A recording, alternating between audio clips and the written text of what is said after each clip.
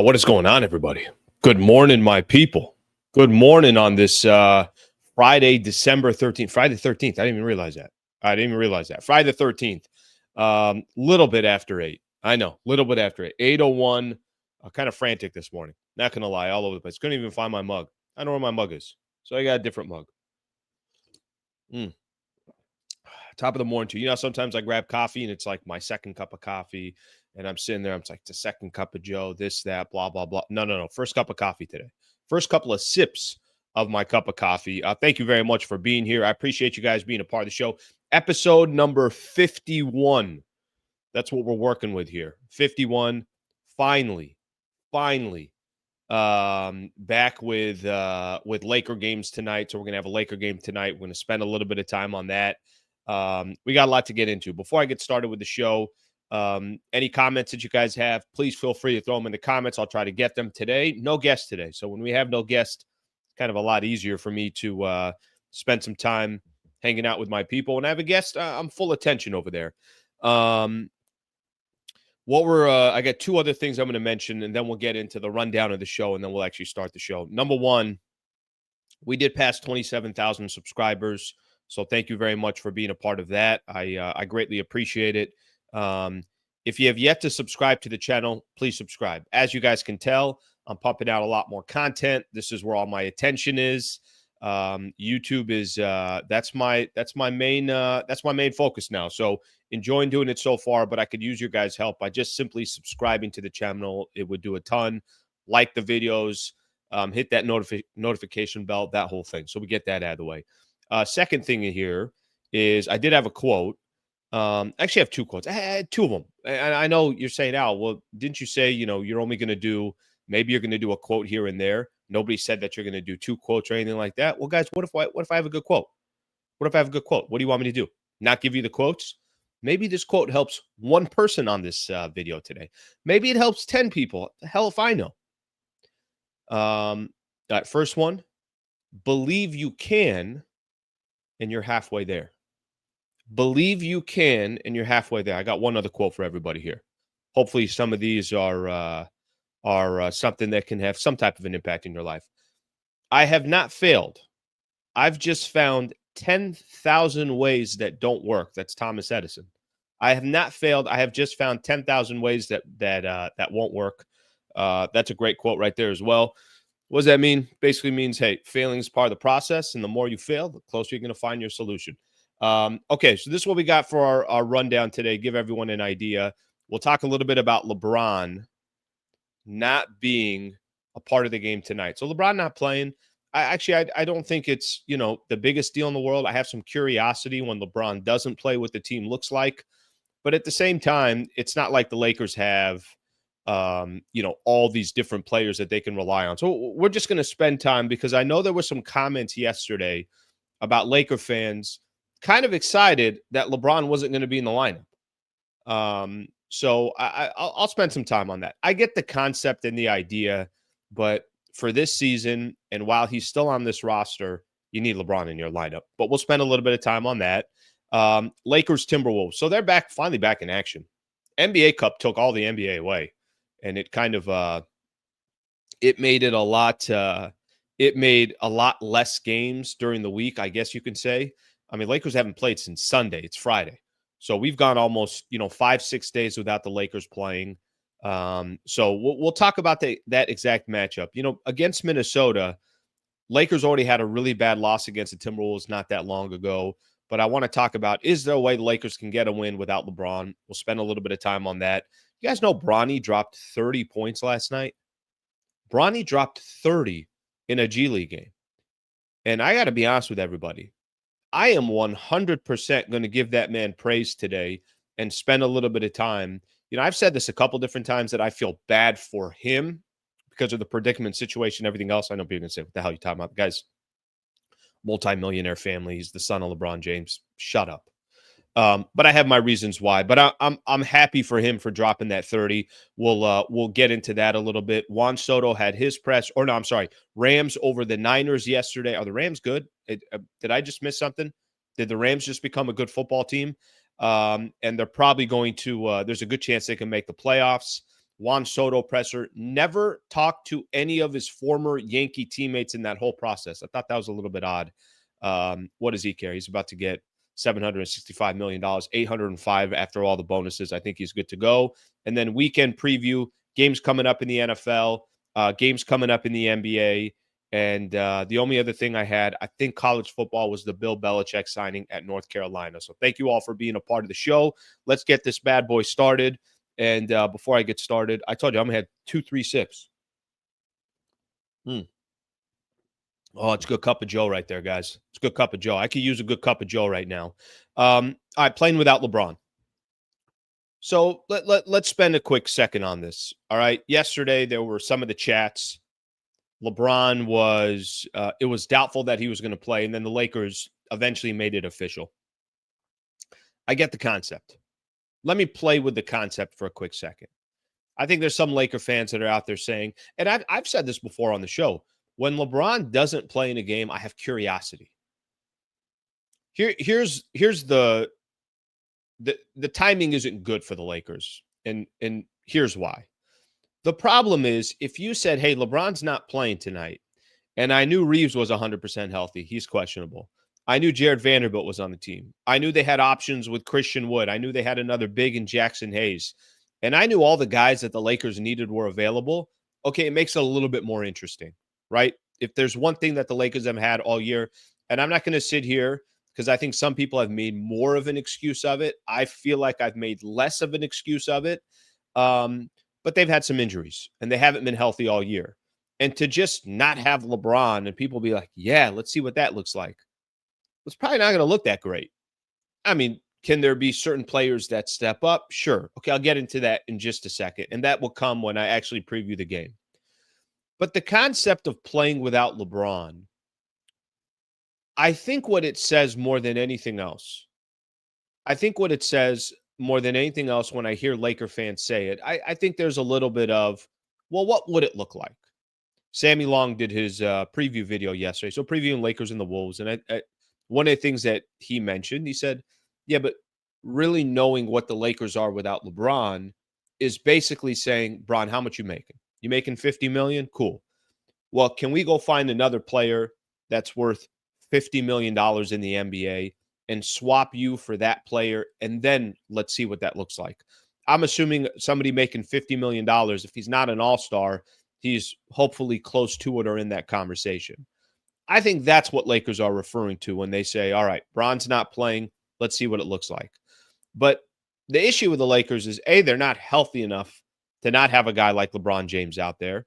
And B, it's not like he's not there and you're replacing him and his $50 million with somebody else. So that's obviously the disadvantage that the Lakers have.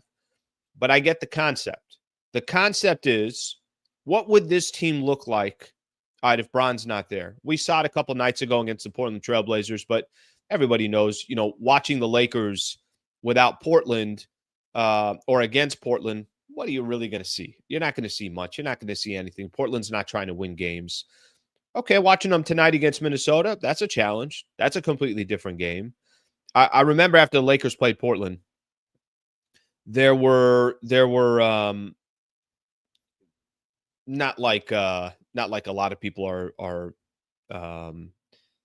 cheering for the guy, I would say, but D'Lo dropped 28 and 14, and most of my comments were like, yeah, but that's a meaningless game. That's when D'Lo drops 28 and 14. So I kind of get, what people were saying there.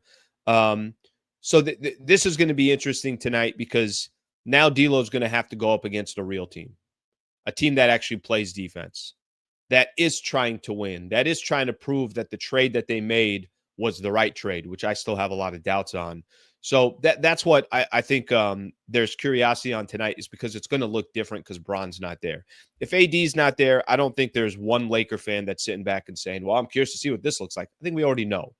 I think the fact that Bron is not there, there are Laker fans that say, okay, well, somebody else step up. Will the defense be better because Bron isn't in some of these stretches? Will the ball move more freely? Will D'Lo now drop 10, 12 dimes, something along those lines? Will everything work through Anthony Davis? So I think those questions are fair. Something that I will say is a little bit concerning to me. And yesterday I was I was talking to, I had Geeter on, Chris McGee. By the way, I went back and listened to that.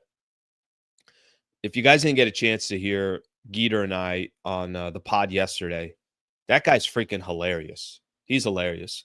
He actually brings out, he makes the show so loose, and just his personality is really good.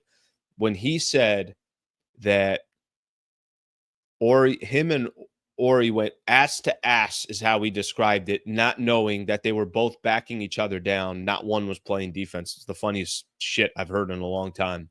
One thing I will say that's a little bit concerning, and, having that conversation with Geeter yesterday, I'm like, Geeter, does it concern you at all that, because the news had just come out that, we had a couple days ago, LeBron wasn't going to attend practice for personal reasons. And then yesterday, the news started coming out. Yeah, he's probably going to be doubtful. Shams and Dave McMenamin had reported that. And then, eventually, by the time our show was done, the news became official that LeBron wasn't going to be playing in the game. It's a little concerning, and I'll tell you why. He didn't play against Portland. Lakers haven't played. That means he hasn't played since last Friday. And I can't remember off the top of my head who. Oh, that was the Atlanta game. Remember the Atlanta game? Lakers lost in OT, had a chance to win that game. Kind of some poor execution towards the end. They lose against Atlanta. He hasn't played since that game. That was a week ago. 6 days off was not enough for LeBron. He needs 8 days off. Next game coming up is going to be against the Memphis Grizzlies coming up on Sunday. That part's a little concerning to me. Just because of what I just said. You never get 6 days off in the league. Once the regular season starts, once preseason starts, in early October, really the only time off you get is the All-Star game. And Bron has been to every All-Star game in his entire career. I actually heard, I was listening to NBA Sirius XM radio. It's actually an interesting conversation. Will Bron make it this year? Will this be the first year that LeBron James is not an All-Star? I'm sure we can probably find, if it's not 12 players, close to it, that are deserving to be in the All-Star game, but that's a separate conversation. That's a little concerning, right? You got 6 days off, and that wasn't enough. You need 8 days off. And this has nothing to do with LeBron. It just more has to do with his availability. Is something else going on with LeBron?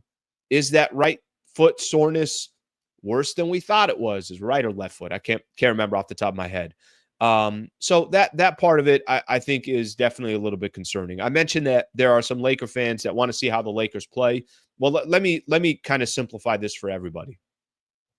You got to have Reeves tonight, who's questionable. AD must be great tonight against a good defensive Minnesota Timberwolves team.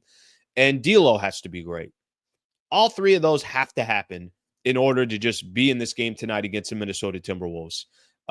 So it's going to be a tough game, and we'll get into the actual game here in just a second, because that's one thing I don't feel like I've done enough of, is actually talk about the upcoming game, a little bit of a preview. So we'll do that here as Lakers take on the Timberwolves.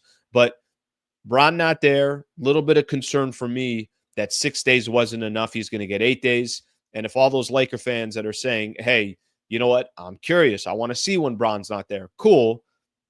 Austin Reeves has to play. Anthony Davis has to be great. And D'Lo has to be great before I even mention anything else. If one of those three things don't happen, I don't know if this is going to be much of a game. Remember, last time Lakers played the Timberwolves, it was 109-80. They lost by 29 points. All right, let me see some of your comments here, and then we'll keep the show going. Got a lot of people here in the beginning saying top of the morning. Good morning to everybody. Happy Friday, Slee. Somebody, okay. Brandon's predicting a Lakers upset. All right, Brandon, I'll take that. I got some people saying Slee, you were late.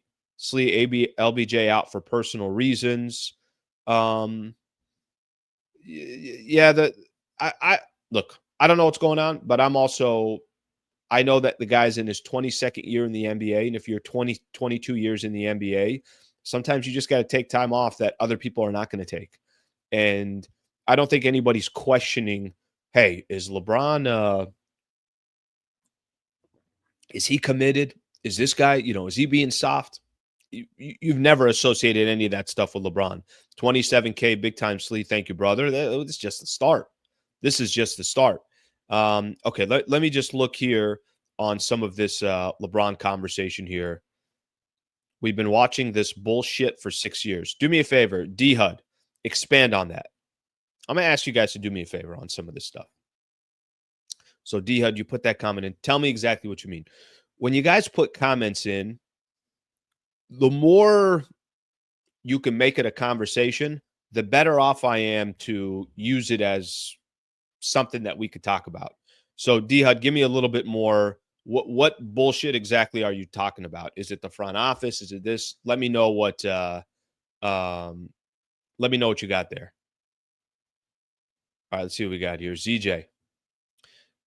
Sleo, you've been disappointing me lately. Bron not an all-star. 12 players better than him in the West. Are you serious? His bad games are magnified because it's Bron. These 24-year-olds have bad games too. ZJ, I'm going to be honest with you. I have not gone through and listed out who the 12 are. I just know that was a conversation that was going on Sirius XM. I mean, look, if I go right off the top of my head, and frankly, let me do this here. If I'm just going to do it right off the top of my head, Bron's going to be an all-star because he's 22 years in the league, and Bron's going to be an all-star because he's still putting up numbers. But let's play this game here real quick. Probably just one all-star from the Thunder. There's Shea. Who does Houston take? Houston's got the second best record in the NBA. Is it Şengün? Is it Fred VanVleet? I don't know. But somebody's got to come from Houston. You got the second best record. There's two. Memphis has Ja Morant. Okay, there's three. Dallas is the fourth best record in the NBA. I'm just playing this out off the top of my head. Fourth best record in the NBA is Dallas. I think Luka and Kyrie probably get him. There's five. Golden State's got Steph. There's six. Clippers are 14 and 11. Does anybody deserve to be does James Harden deserve to be? I genuinely don't know. I know that they don't have Kawhi and they got a better record than the Lakers. Let me not put anybody from the Clippers. Okay. Denver's got Jokic. Let's just use Jokic. That's 7. Minnesota's got Anthony Edwards. That's 8. Phoenix has got Devin Booker and Kevin Durant. If you want to take Kevin Durant off because he's been injured, okay, we'll stop at 9 right there. Sacramento, are you putting somebody? Maybe, maybe not. There's Wemby. Okay, so let's just say there's 10 spots that you probably should have, and I didn't put KD, I didn't put LeBron yet, and there's probably a couple of other players that I missed. I didn't put anybody from Sacramento. Okay, put LeBron in then. That's okay. I didn't even did I even say Anthony Davis? I didn't even say Anthony Davis. There's 11. I didn't even say Anthony Davis. I was just kind of thinking, of course, Anthony Davis is an all-star. Maybe it comes down to you want to put LeBron or you want to put KD. I don't know. I know he's been there for 21 straight years. And at this stage, of course, I don't really see a reason why you wouldn't put LeBron in there. But I'm looking up and down obviously down the teams. I think the only team that I had down there that had 2 all-stars might have just been Dallas. I think that's the only team that I put 2 all-stars in. So the other team that's going to get 2 all-stars is the team that's 13 and 11 and 3 and 7 in their last 10 games. All right, you can make an argument. Maybe that's just because of obviously the prestige of Bron. But I didn't even know that was a conversation. It's an interesting one. It's definitely an interesting conversation. Remember, fans vote for All-Star. He'll get there. I think probably the concept of that conversation was more, does he deserve to be there? I think that was more of the conversation.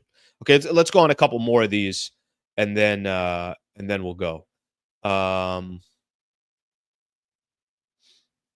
right, let's see what else we got here. JJ, where's my damn coffee?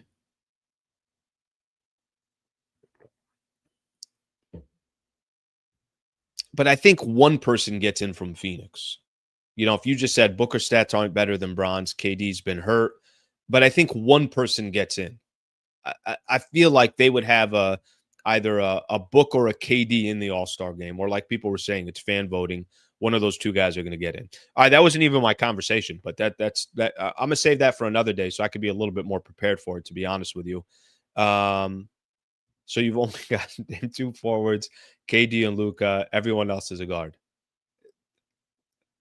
Let me actually spend a second with what that roster can look like before I do that. And I think I had Şengün in there too. It's another big. All right, let's keep going here. Lakers got the Timberwolves. Got to tell you guys something here. By the way, Lakers have a better record than Minnesota. And Minnesota's been a weird team. I don't know how you guys feel about I don't know how you guys feel about Minnesota. When that trade went down, I was very confused. Let's stop the first apron, all that stuff. I was very confused when the trade went down. I'm like, Minnesota, you just got to the Western Conference Finals with this squad. You lost to Dallas. Okay. Use it as a learning experience. You got two really good players. Anthony Edwards, as good as he is, he's still very young. Like, the guy's going to need time. I don't like people making these comparisons. It's Michael Jordan. This guy, stop. That guy's got a lot of holes in his game, and he's also great at the same time. Let him figure it out. But what I didn't understand in the offseason was they're just going to trade Cat. Like, that's it. You're not going to give this thing a couple years to marinate. You're not going to give this thing a couple years to just see what it looks like. Maybe you trade Gobert before you trade, at least try to trade Gobert before you trade Karl Anthony Towns. Nonetheless, they make that trade. I was it threw me off. Let's just put it that way. It definitely threw me off. I didn't think that was a good idea for a Minnesota Timberwolves team that just got to the Western Conference Finals. Let that damn thing marinate for a quick second. I mean, look at the Lakers. Lakers got to the Western Conference Finals, and they won't break up the team, right? Lakers played it the other way. They haven't made any trades since. They haven't really made any free agent acquisitions. They keep running the same thing back, and I think by now everybody's like, hey, that's not going to get you back to the Western Conference Finals. Minnesota, I think they definitely could have got back there. I think they definitely could have made it to the NBA Finals. I think it could have been very interesting. So they make their trade. The Timberwolves right now are 12-11. So Lakers are 13-11. Minnesota's 12-11. But they have won 4 of their last 5 games. One of those games was against the Lakers, 109-80. I'm not sold on Minnesota. I don't know what to tell you. I understand Anthony Edwards is a really good player. He's also a high-volume shooter. He's not a consistent three-point shooter, and he's young. Guys like this take time. It's not like it just works right away. Now, what I will say, in those 4 wins out of their last 5 games, I don't know if you guys remember, Anthony Edwards called out the squad. He called out his own team, basically said that they're soft, they don't communicate. I like that stuff. I mean, I'm somebody that young already calling out, his team and everything else. That's phenomenal. That's a good leader right there. And he's still just trying to figure out, who he is in the league. And a couple of their wins, who they beat: Golden State, Clippers, beat the Lakers, I mentioned, beat the Clippers again. So they had a couple of nice wins. One of the things that they're starting to do, they're starting to lock down and play defense. Look at these totals that they've given up in their 4-game winning streak that they won. They gave up 92 points to the Clippers. You're going to win a lot of games in the NBA if you're letting teams, if teams aren't putting up 100 on you. All right. Then they played the Lakers. They gave up 80. Me and 4 of you guys can go up against the Minnesota Timberwolves. We might get 60. Lakers put up 80 in that game. Then they played the Clippers. How about this? They played the Lakers. They beat them 109-80. They played the Clippers. They beat them 108-80. Then they played Golden State. They beat them 107-90. What they're starting to do, which was originally their identity, was supposed to be their identity, and Anthony Edwards, I think, got fined in a presser because he was talking about how a couple of their main guys, including Gobert, that all of a sudden now they're starting to play defense. I think it was maybe it was Nickeil Alexander-Walker. I forget who the other player he was talking about, but whoever it was, maybe it's Jaden. I don't know who it was. He was saying that they're starting to get stops and they're starting to play some defense. So the one thing that I'd pay attention to tonight is Minnesota's going to be all over the Lakers. It's going to be about defense. Offense comes, offense doesn't come. That game that they beat the Lakers by 29, if you guys remember, Anthony Edwards only had 8 points, even get to double digits, and they were still able to put up that many points. So the challenge for the Lakers tonight is going to be a Minnesota team that's playing better, that's kind of has a little bit more of an identity than they did earlier in the season. Now that they're playing defense, and we'll see what happens. Obviously now Julius Randle on that squad, a lot of good role players. The guy that the Lakers should have traded for a couple years ago, and Mike Conley, and they didn't. Still a vet that can hurt you, and I think has hurt the Lakers over the years. So Minnesota team that will be ready to go. It will be a tough matchup tonight. And I'll go back to something I said at the beginning of the show. If Laker fans want to see life after LeBron James, I don't know if tonight's a good night that you want to see that, especially because all the injuries that the Lakers do have, especially because Austin Reeves is just going to be coming back. Hopefully he's questionable. We're not even 100% sure if he is. And you're playing a good Minnesota team. So I get the concept. I don't know if you want to see that tonight. I got one quick thing on Anthony Edwards too, and then I'll take a look at some of your comments as well.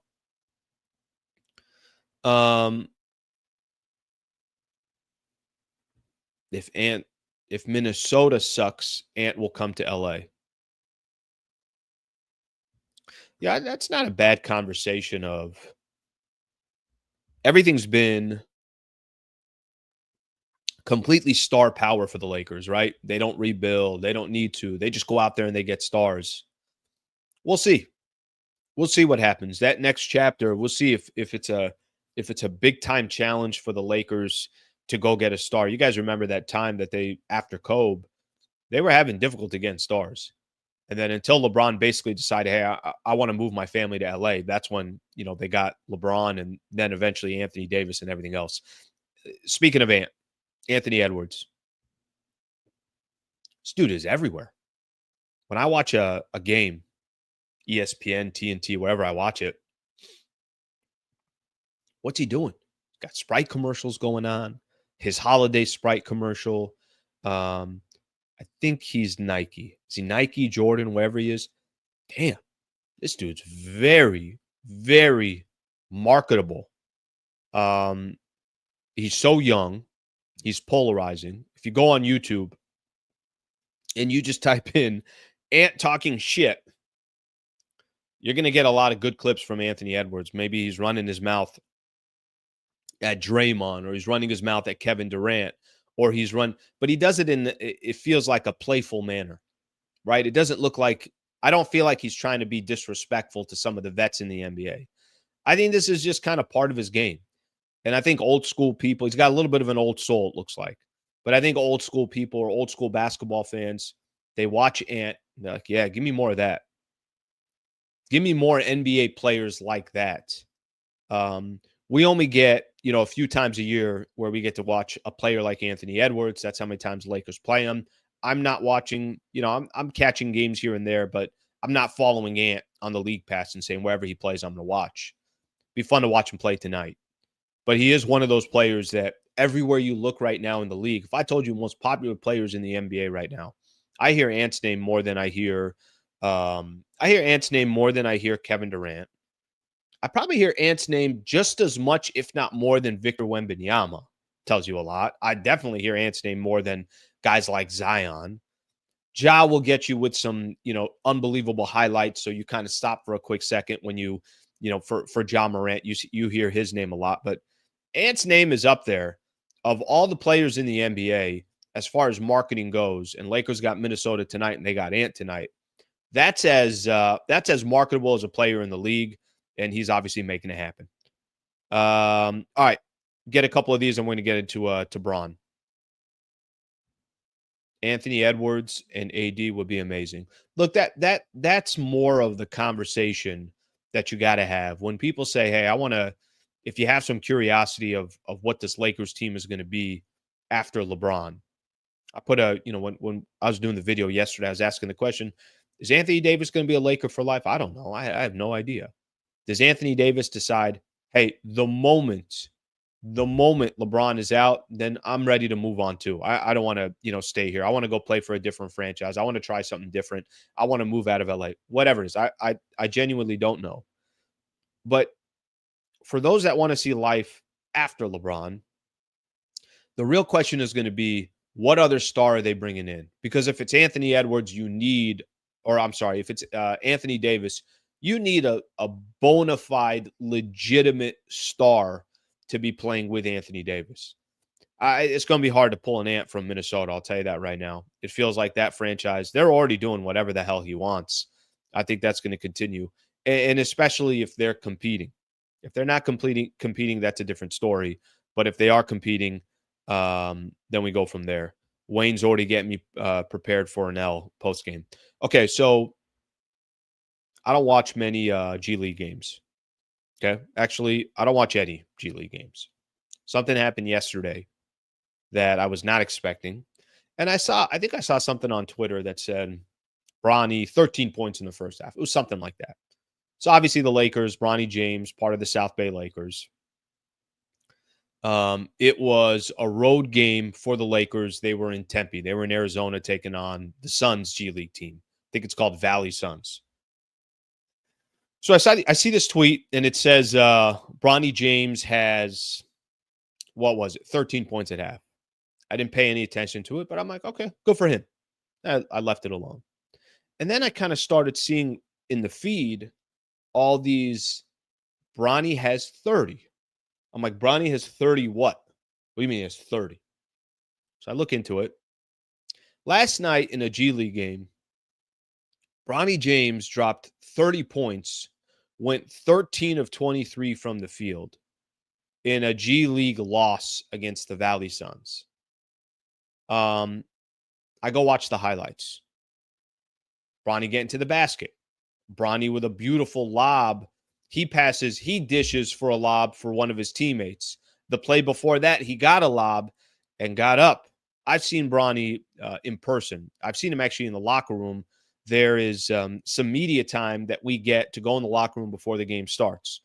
And the players are not always in there. I forget which game it was. I think I've been to 4 games this year. The third game I went to, I can't remember off the top of my head who I think it might have been the Denver game. Actually, it was that. It was before they're going to play Denver. Everyone was in the locker room. What's going on here? LeBron's there. D'Lo is there. Rui's there. Cam Reddish is there. Jalen Hood-Schifino, Maxwell Lewis. That doesn't typically happen. I see Bronny walking in, and it was like, wow, he's not that big. Dude's not that big. Not that tall, certainly undersized in today's NBA. Anyways, he catches a lob yesterday. He got up. And I watched the highlights, hits a couple of threes. I got to be honest with everybody. I was really happy for Bronny last night. I was really happy Bronny dropped 30 points in a G League game. I was really happy that the storyline around Bronny James last night was a positive storyline. And, listen, maybe some people agree with this, disagree with this, and I understand both ways. I understand if you think, Al, why would you have any sympathy towards Bronny? His family is the son of LeBron James. The guy made the NBA because of his dad. He's getting $8 million on the Lakers, or a little bit less, a little bit more, whatever it is, over 4 years because of his dad. They're a multi-million-dollar family. What do you mean you feel bad for Bronny James? I'll tell you what I feel bad about. I feel bad that he's just been kind of put into a situation where you can clearly tell this is not about Bronny James. That he's drafted at the number 55 pick, the second pick that the Lakers had in the second round. And guys like me, whether I was on 710 ESPN or I'm sitting here, right here, and I'm saying, what are we doing?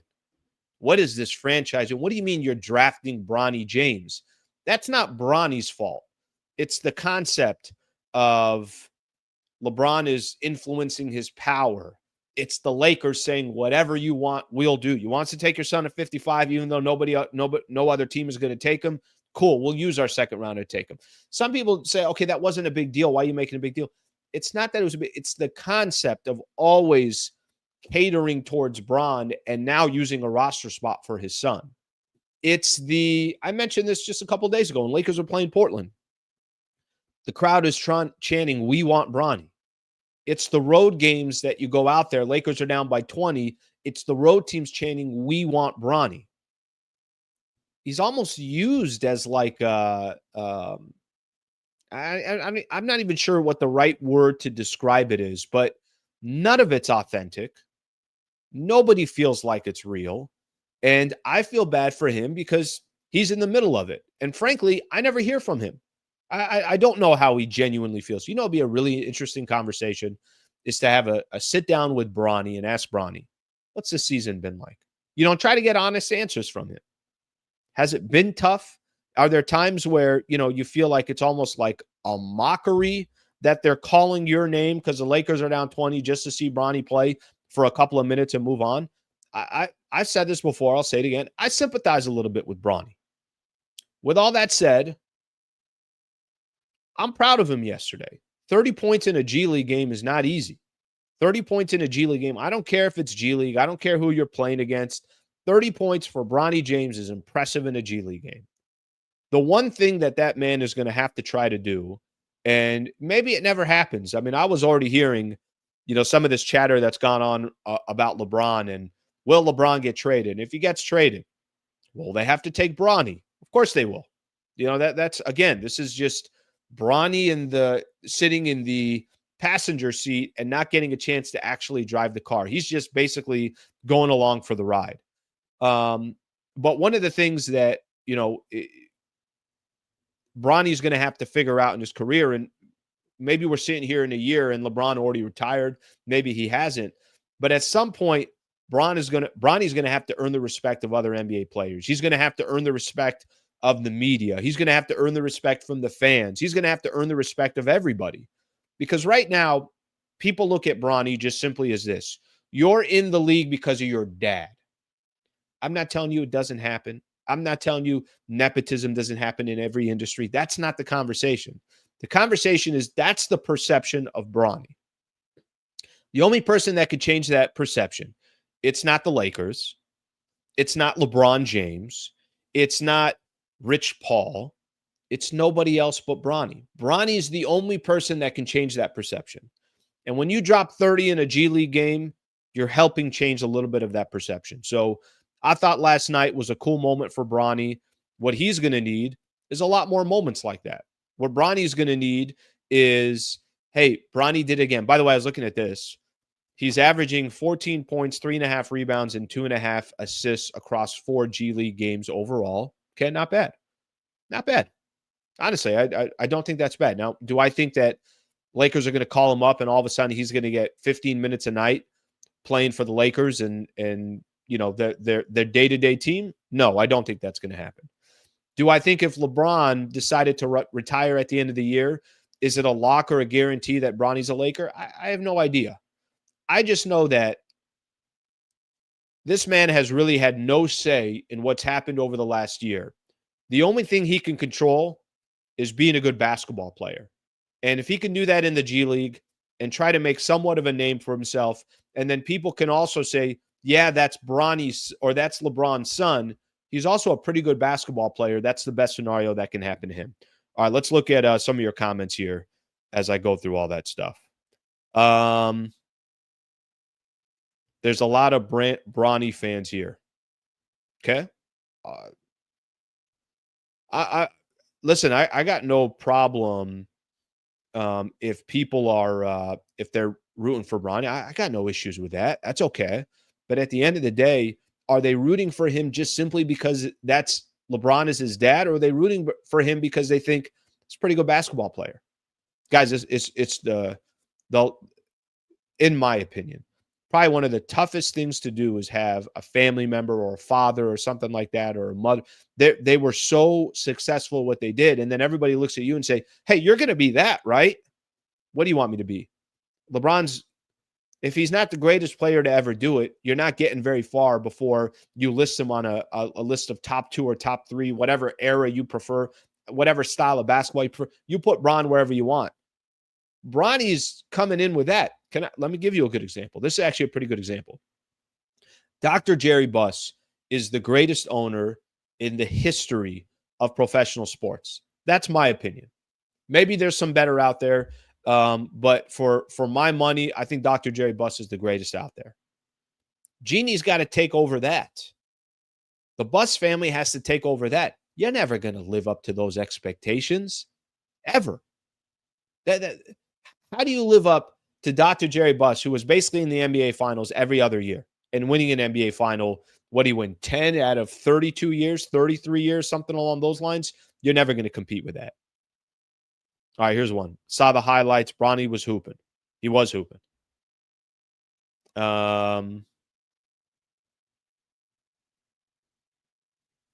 They made $40 million off of him just for jersey sales. So I'd say it was good value at 55. I don't know what those figures are, but if that's a real figure, if they really made 40 million off of him, that's amazing that people bought that many jerseys of Bronny. That's amazing. But guys, let me tell you something here. I don't usually look at things from a business perspective. Let me use Bron as an example. Is it a no-brainer that LeBron James will get you sold out games, will sell you tickets, um will get you nationally televised games? Of course it's a no-brainer. Is it going to help you win games or not? Let me give you another example. Was there any question mark that Kobe in his last 2 years was going to sell you tickets, all that stuff? Of course he's going to sell you tickets. And Kobe was with the Lakers for 20 years. He was going to get his farewell tour. But we all knew it also wasn't going to win you games. So that's something to keep in mind here. And Bronny at number 55, okay, maybe he sells some tickets. Cool. The storyline is cool. First game of the year is cool. Was there a player? My thing that I was saying was, are we sure that we're not, at number 55 here? Are we sure that we're not doing anything, that there isn't a player that can actually help the Lakers? So good for him yesterday making it happen. I genuinely am happy for him that he was able to do that. All right, let's see what else we got here. Let's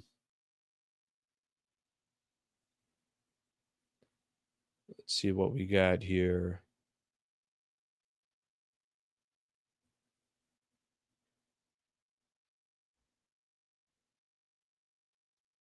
Feel sorry for him. Bronny, the most hated 55th pick in NBA history.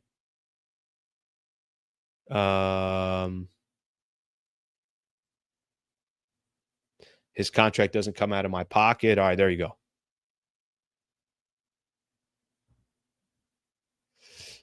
John Castillo. Yeah, I'm actually in Pasadena today. So in Pasadena today, probably back in the studio early next week. Today's the Fugazi studio. All right, let's keep this thing moving. I appreciate, by the way, a lot of comments today. So thank you for being interactive and everything else. Thursday night football last night. Let's keep it moving. That's a lot of Lakers right there. Lakers obviously got a game against Minnesota tonight. I'll be doing the post-game show after, so just a heads up there. Right back to doing the post-game shows. I'm not going to lie. I know it's going to sound kind of funny. I freaking miss doing a post-game show. Like, what the hell's going on here? Having games too, they all kind of connect. So today being able to talk about the game coming up. Monday, I'll have 2 games that I'm going to be talking about. Everything just kind of connects. A tough game coming up against Memphis on Sunday. So all that stuff is phenomenal. Plus, I enjoy doing a post-game show. All right, are the Rams all of a sudden good? What the hell is going on with the Rams? I'm looking at these guys' schedule, okay? And this isn't the first time. Remember last year they started the season out 3-6 and they end up making the playoffs. But if you go look at the Rams' schedule, Thursday night game yesterday was Rams at Niners. What's a trip with this team is they couldn't get a stop if their life depended on it on Sunday when they played Buffalo. Remember, they won that game 44-42.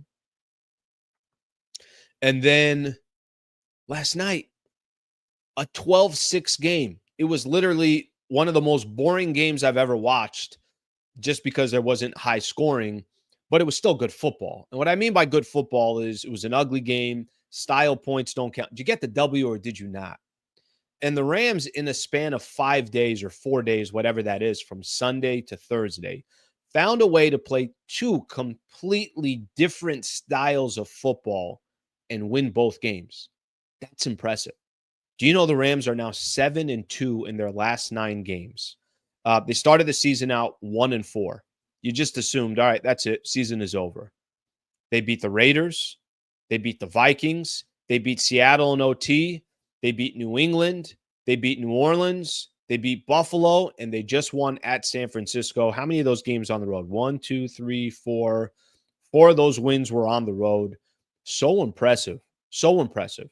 I've kind of joked around about the Rams because in the beginning of the year, I'm like, look, you can't count them out. You know, you got Matthew Stafford, you got Sean McVay. You got those 2, you got a chance. And then as the season just, even a couple weeks ago, I'm like, look, they're very average team. When they beat New Orleans, it was like, this isn't a good football team. They're an average team. They're not winning the division. They're not making the playoffs. And look at the schedule that they got coming up. They're Buffalo at home, which I would have picked Buffalo all day to beat them. And then even San Francisco, which is in a complete dumpster fire now. But even San Francisco, there's actually a weird story that came out of that game yesterday. I'll mention it, one of the Niners players. But even the 49ers, it's at San Francisco. They're desperate. They still got obviously a ton of talent. They will go out and win both of those games in completely different ways. That's freaking impressive. And do I think that the Rams, excuse me, guys. That was coming. I was holding that off from like 808. 808 is like, I know a sneeze is coming out. Stay strong. Take a deep breath. This is where your meditation kicks in. All those times that used to sit there in deep breath and deep silence. This is where it comes in. And then I sneezed. 847. That's it. 847 was over. If the Rams had to play the Philadelphia Eagles tomorrow, would I take the Rams? I wouldn't. I do think there's a style of football that will hurt the Rams. And it's just, look, you play smash mouth football, you run the ball down their throat. You have a quarterback that's effective, that can be in the pocket and can also get away. A guy like Jalen Hurts, you got a good defense. Do I think they lose in a game against Philly? Yes, I do. Philly already beat them in LA earlier. The Lions, I would take the Lions as well. But to be honest with you, every other team in the NFC is beatable. So what the Rams do from here is going to be interesting. It's going to be fascinating. But I'm shocked that they're 7-2 in their last 9 games, that they put themselves. If they win out, they win the division. Right now, and I'll look at the standings here real quick. They got 3 games left. They're at New York. The problem is, I have a feeling, and I could be wrong here, I have a feeling they're going to stumble somewhere. Their last 3 games, they're at New York, home against Arizona, and home against Seattle, which, by the way, those games are going to be flexed. So they're not even showing what the time is or really any of the details, but they're going to be meaningful games. They can win the division. They're sitting at 8-6. Seattle's sitting at 8-5. They already beat Seattle, so they're going to have that last game they play against Seattle, if they win out, will be for the division. And, still a lot can change. Arizona, what happens? San Francisco is virtually out of the playoffs. Could I say this also about the Niners? Isn't it crazy how quick your window could just come to a close? Just like that, the window can close. And I think for the San Francisco 49ers, who were balling these last couple of years, it feels like, yeah, that team, they've had a lot of injuries. Obviously, Christian McCaffrey out. Debo has been an interesting way. Debo yesterday dropped a simple slant that he catches. He walks in for a touchdown. He drops. They're just a weird team. This was the story that I was talking about from the 49ers. Let me actually just finish something real quick on the Rams. They're one of the teams. You look at the NFL and you say, before the season starts, which teams are going to be in the mix? Baltimore's going to be in the mix every year. Pittsburgh's going to be in the mix every single year. Philly has kind of built up that reputation. Buffalo has built that reputation. KC, I won't even talk about because we know Kansas City. There's certain teams that are in the mix every year. Rams are one of them. Good ownership, good head coach, great quarterback. You have that combination, you're going to be in the mix every single year, and obviously the Rams are. The window for the Niners, how quick it just came to a close. I don't know if you guys saw this yesterday. I don't know the player, but there's a linebacker for the 49ers, Devondre Campbell. I'm not watching the NFL like I am the NBA, so some of these guys, maybe I shouldn't know him, maybe I shouldn't know him. Hell if I know. Devondre Campbell. There's a story. Niners scorn selfish Devondre Campbell's refusal to play during the middle of the game yesterday. They had a couple of injuries, okay? Kyle Shanahan, the coach of the San Francisco 49ers, turned to his linebacker Campbell. There were 2 guys that left the game, Dre Greenlaw, D. Winters, 2 dudes that left with injuries. He turns to his guy and says, come in the game.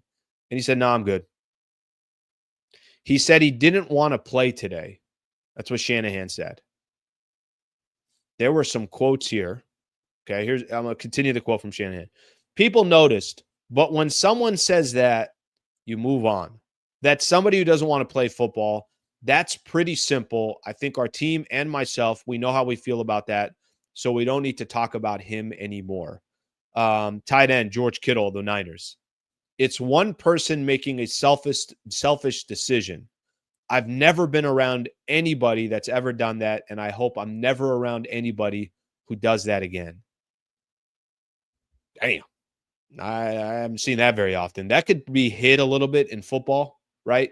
In the NFL, that can be hid because you got so many players on the sidelines, everyone standing up. Imagine in the NBA if if JJ Redick churned and he tells Cam Reddish to check in. And you could just see how many cameras would catch this. Cam says, I'm good, man. JJ looks back at him. You're in the game. No, I'm good. Okay. Well, let's move on to somebody else. That's crazy. An NFL game where the dude basically just says, I'm good to go. This actually, probably starts putting the nail in the Niners' coffin, not just for this year, but it feels like there's some changes coming to the Niners.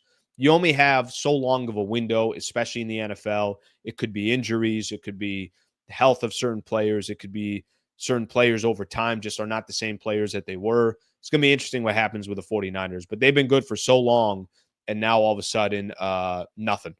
That guy just straight up was like, I'm good, guys. Maybe I'm going to do that. Maybe I'm going to do that a little bit later, Hey, Slee, are you going to do the post-game show? No, I'm good, guys. I'm good. So you got a show next Tuesday? I'm good, guys. The problem is if I do that, you guys literally would go to the next person, and that's it. Sliwa doesn't have a show anymore. So I got to be here. I don't have a choice. People are starting to read the story. I read it this morning. I'm telling you guys right now. I read that this morning. I had no idea what the hell was going on. I had to read the title a couple times. I'm like, let me understand this here real quick. Niners had the same season in 2021 and bounced back. Niners will be fine. Could be right. I think it's personnel. You got to make some kind of changes. Brock Purdy, some people don't like him. I'm actually a fan of Brock Purdy. But at the end of the day, you can't have issues like that. They'll obviously get rid of him, and things will continue. Crazy thing. Let's see what this one was. Crazy thing. It was a close game. Was a close game. I mean, it came down literally to the end. They got that big first down. Couple big first downs over the last 2 weeks for the Rams that put them in a position to kind of run out the clock. Niners got the ball back. What they have? 15 seconds left, less than 15 seconds left. The game was over. They did the same thing against Buffalo as well to try to go for the kill. And then Buffalo were idiotic with their timeouts. Okay, one more thing I want to get into here, and then I got the weekend preview coming up. You know what, the trip? So Juan Soto in a Mets uniform now. Kind of crazy that Juan Soto, 26 years old, as much of an icon that he is. And when I say icon, what I mean by that is he's had so much success so early in his career. He's won a World Series with the Nationals, was clutch in that playoff run, had great moments for the San Diego Padres in his time, kind of a big-time clutch hit when the Padres eventually beat the Dodgers in that NLDS. He's the one that tied the game in that Game 4 where the Padres came back in. For the Yankees, they get all the way to the World Series in the 1 year that he's there. He's had a lot of success, and he's still super young. The numbers that he puts up. He explained why he went to the Mets, and I'm going to read just a quote here. Listen, it's big news. Juan Soto going to the Mets is big for a number of reasons, and I think most people that are in my chat are probably rocking with a team that's in the NL. So, I mean, part of me is like, well, shit. Now you got another phenomenal player that's staying in the NL or coming back to the NL. This is what Juan Soto had to say. Why it's a big deal? It's a big deal because Juan Soto is such a good player. He decided, I'm leaving the New York Yankees, the most prestigious franchise in all of baseball over the years, right? 26 championships, everything else, and their history. And I'm going to the Mets. I'm going across the street. I'm going to the Mets, going from Yankee Stadium to Citi Field. And oh, by the way, he can make $805 million by the time his contract is done. Here's what he said. He says, I don't think it was the Mets over the Yankees. I think it was 5 teams that were right there on the table. I don't think it had anything to do with the Mets over the Yankees. I think we had all 5 teams pushing until the last moment, until the last time of making the decision, and we went over to the Mets. He did go on to explain that he feels like the chances of winning with the Mets, and who knows what Steve Cohen has promised him, the owner of the Mets, and who knows if he's saying, listen, money is literally not a thing. I will go pay for anything to go get a World Series, or at least put them in a position to go win a World Series. Whatever his reasons were, maybe it was, for all I know, it was the suite that was the difference, because he gets a free suite and the Yankees said no, and Steve Cohen threw in some chicken tenders, and that was the difference. I don't know what the difference was, but maybe he was looking big picture here, or maybe he was just looking at finances, and that's all that mattered. Whatever the case is, I thought the story that was most interesting of all this, he was asked the question of if he's been in touch with any of his former Yankees, any of the former players, either before the process or after the process. He said no. And I think the guy kind of, he span a little bit, and he said that, it's kind of funny. He's like, yeah, during the playoffs, I was in touch. Yeah, we know that one. We're aware that during the playoffs, you talk to Aaron Judge. We understand that because you have to see him, and you're out in the outfield with him. He plays center, and you play right. So we are aware that you guys are in touch during the playoffs, but had no communication with any of the Yankees, at least his teammates, once the season ended. And through the whole process, nothing. And afterwards, nothing. I don't know why I thought that was interesting. At least Aaron Judge, right? The leader of the Yankees. I think a guy that's super respected. I don't care what Major League Baseball team you root for. Aaron Judge that's must-watch TV. Kind of an easy guy to like. I remember I went to a Padres-Yankees game at Petco. This was earlier in the year. It's a Saturday night game. The place was hyped. It's Yankees, Padres, Soto coming back to San Diego. It was fun. It was an awesome game.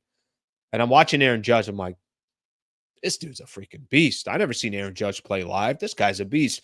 And then like 2 pitches later, he hits it 440 feet. I'm like, my God, who is this dude? I thought those 2 players, maybe they got a little something there, right? A little connection. Hey, those are going to be the 2 guys that represent the Yankees for the next 10 years. No communication with them. Nothing. You guys find that out at all, or is that just me? I thought that was weird that nothing happened there.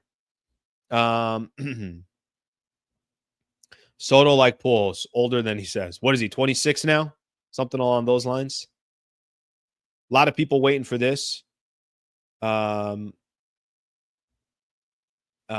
Teoscar kind of storyline. I listen, in all the articles that I've read, and I'll say this again, I said this a couple days ago, if I'm the Yankees or if I'm the Boston Red Sox or if I'm the Toronto Blue Jays and I missed out on Juan Soto, I'm going to get Teoscar. And the only way you're going to get Teoscar Hernandez from the Dodgers is you're just going to pay him more money than the Dodgers, and not just a little. I've used numbers before. I think the range that I saw, but maybe this all changed now because of Juan Soto. Go look at what some of these aces are getting now that Max Fried signed the deal that he signed with the Dodgers or with the Yankees. Every pitcher out there now is saying to themselves, oh my God, this is the greatest offseason to be available. I'm sure I'm sure Teoscar Hernandez is saying to himself, wait, what just happened? Did that dude just sign for $765? Okay. What's my market now? The only way you're going to get Teoscar Hernandez, the range I saw was between $60 to $100 million is where people thought his range was going to be. But frankly, with how absurd the numbers are, I wouldn't be surprised if it's over 100. I really wouldn't. And if the Dodgers are offering him 3 years, $70 million, throwing out numbers. If I'm one of those other teams and I missed out on Juan Soto, I'm probably offering 4 years, $90 million. Whatever that number is, but Teoscar's a good player. He's a good player. He's a good guy to have on your team. And I think that's going to be the difficult part for the Dodgers now is there's been such a different market set now because of that Soto deal that what happens with Teoscar Hernandez and what his market is, we'll have to wait and see. All right.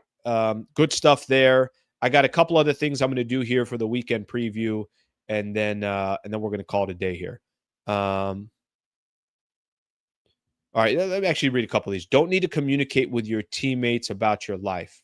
You know what? You're right about that. But let me tell you something. It's more about friendship. If he had a friendship with a lot of those players that were on that Yankees team, that's what I'm talking about.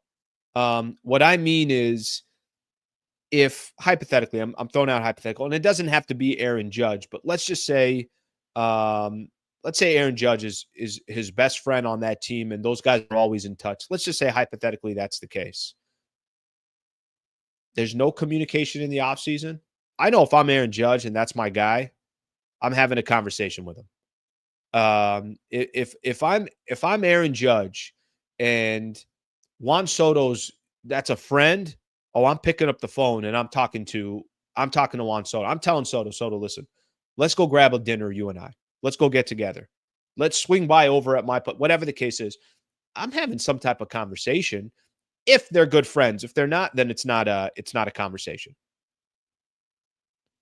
Man, let's talk NBA trades. Okay, let me set this one up. Tuesday.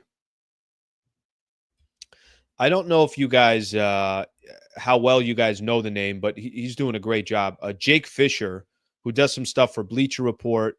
He does stuff with the Stein line, which is Mark Stein's kind of a paywall there that they do a phenomenal job breaking down NBA. Jake Fisher coming on Tuesday. So we'll get into all that trades and everything else. So we'll do all that stuff. Okay, let's get into the final thing here, and then we're going to call it a day. Weekend preview, NBA games going on. I was looking at the schedule tonight. So obviously, other than the Lakers and the Timberwolves, Clippers, Nuggets. You guys know the Clippers are 14-11 without Kawhi. Give Clippers some credit here. They're hanging around. They got a better record than the Nuggets. So Clippers, Nuggets, that's one game that I saw that I thought was a little bit interesting. Tomorrow in the NBA is the NBA Cup semifinals. Hawks and the Bucks play tomorrow. It's a 1:30 tip-off, which is a little bit odd. And then Rockets and the Thunder. Actually, it's not odd. They're playing early because they're both games are in Vegas. Then Rockets and the Thunder at it's a 5:30 tip-off. I am so excited to see the Rockets and the Thunder. Thunder are a better team. Thunder are going to win that game. Thunder will be in the NBA Cup Finals. But I just like seeing two young teams going at it. I like where the Rockets are. Everybody loves where the Thunder are. Memphis is an interesting team. So I think that's going to be a fun matchup for those games. The only thing in the NFL that I'm going to point out, and at least games that I thought are semi-interesting or competitive, Bills-Lions at 125 coming up on Sunday. And then if that's not good enough for you, why don't you get Steelers-Eagles on at the same time? And if that's not good enough for you, why don't you join for some Sunday Night Football for Packers and the Seahawks? Lakers will be playing the Grizz as well. So 3 really, really good NFL games that are coming up on Sunday. So that's your weekend preview. Hopefully I gave you guys what you were looking for today. And then we can go from there. I'm going to read a couple more of these comments. We'll call it a day. Padres passed on Soto. That should tell you he isn't worth that contract. They didn't pass on Soto. I just don't think they were ever going to be able to afford him. You know, when Peter Seidler, the owner of the Padres, passed away, he was dealing with cancer. That was kind of it. You know, the chances of bringing a guy like Soto back, that was done. And I think there were a lot of rumors that Soto wanted to play on the East Coast. So we'll take it from there. All right, guys, that's all I got. I appreciate you guys being a part of the show. Solid week this week. Who did I have on this week? Who hung out with me this week? This week we had I'm already forgetting I'm forgetting all the shows. I had Kobe Price came on. Geeter was a part of the show. I can't think past 2 days ago, so I don't know what the hell's going on. But at the end of the day, we got Lakers basketball that's back, and we'll watch a little Lakers going on with Minnesota tonight. Thank you for being a part of the show. I hope you guys have a phenomenal weekend. Hope you guys have a great rest of your Friday. Please subscribe to the channel, guys. Please subscribe. If I'm asking for it, it's simply because it helps the channel. And you guys know that I'm all in on this channel, rolling up my sleeves and trying to make it happen. So thank you for being a part of the show. I'm looking forward to next week. And tonight, we'll do a post-game show after the Lakers take on the Minnesota Timberwolves. Have a great rest of your day, and I'll get back with you guys tomorrow. Thanks, guys.